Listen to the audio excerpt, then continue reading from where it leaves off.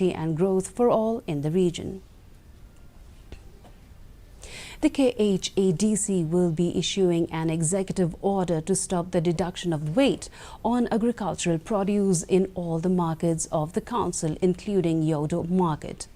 Informing this after the inspection of the Yodo Market on Thursday, Executive Member in Charge Trade Khadc said that this executive order will be applicable till the time the Governor gave his assent to the Khasi Hills Autonomous District Establishment, Management and Control of Markets Second Amendment Regulation Bill.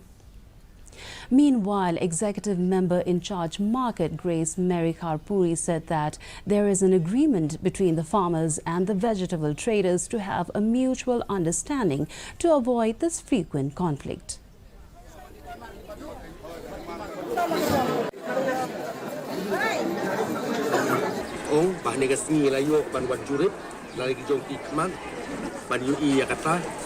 Bat ni layo du ia ka bania interact bati nongret haring kat bagi nongdi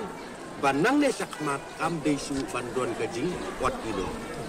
bat ia kane